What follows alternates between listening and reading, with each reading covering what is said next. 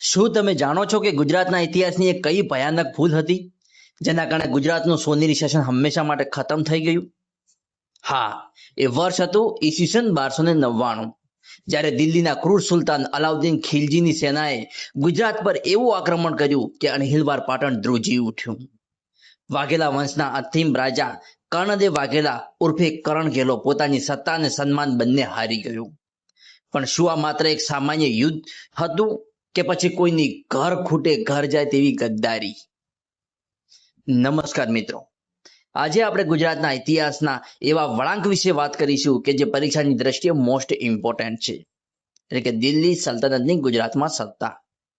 અલાઉદ્દીન ખિલજીના આક્રમણથી લઈને ગુજરાતના પ્રથમ મુસ્લિમ સુબા આલાપ ખાન અને ત્યારબાદ સ્થાપિત થયેલ સ્વતંત્ર ગુજરાત સલ્તનતના તમામ મહત્વના પ્રશ્નો આજે આપણે વાર્તાની જેમ સરળ ભાષામાં સમજીશું. જો તમે જીપીએસસી, તલાટી કે અન્ય સરકારી પરીક્ષાની તૈયારી કરો છો તો આ વિડીયોમાંથી 1-2 માર્ક્સ તો પાક્કા છે, એટલે વિડીયોને અંત સુધી જરૂર જોજો. અને ચાલો શરૂ કરીએ આજનો વિડીયો.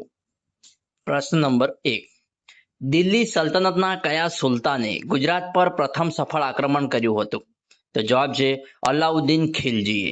દિલ્હી સલ્તનતના અલાઉદ્દીન ખિલજીએ ગુજરાત પર પ્રથમ સફળ આક્રમણ કર્યું હતું. નેક્સ્ટ, અલાઉદ્દીન ખિલજીએ કયા વર્ષમાં ગુજરાત પર ચડાઈ કરી હતી? તો ઈસવીસન 1299.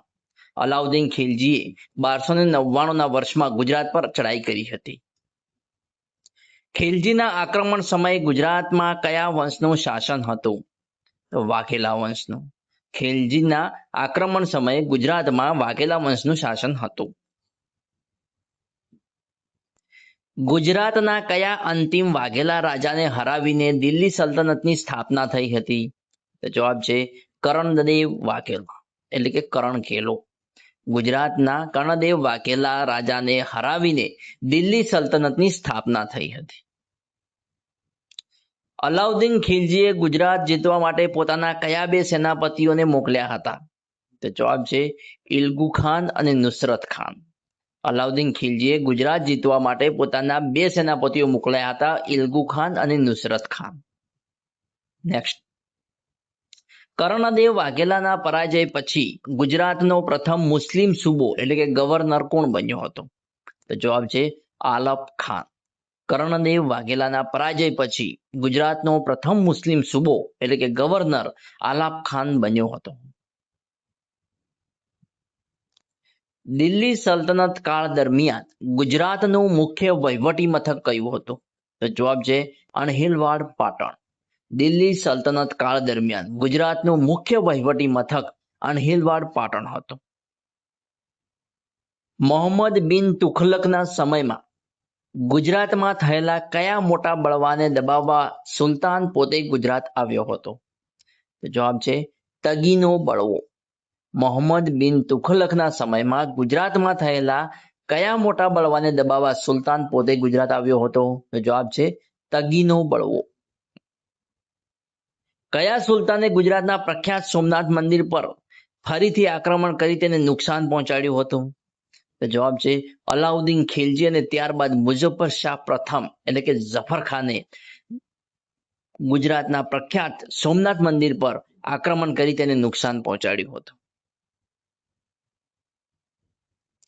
દિલ્હીના કયા સુલતાને ઝફર ખાનને ગુજરાતનો સુબો નિમ્યો હતો, જે પાછળથી સ્વતંત્ર રાજા બન્યો હતો?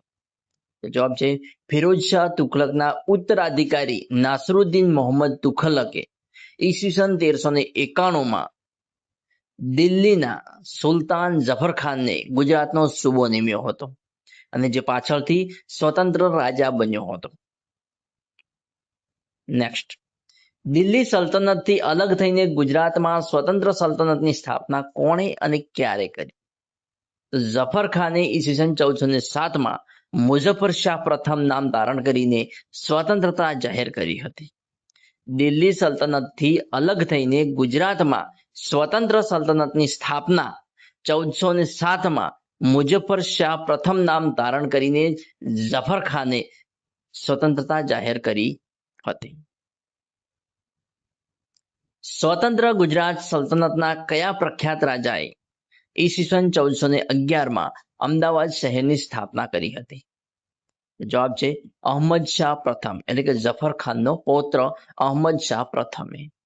સ્વતંત્ર ગુજરાત સલ્તનતના અહમદ શાહ પ્રથમ રાજાએ ઈસવીસન 1411 માં અમદાવાદ શહેરની સ્થાપના કરી હતી.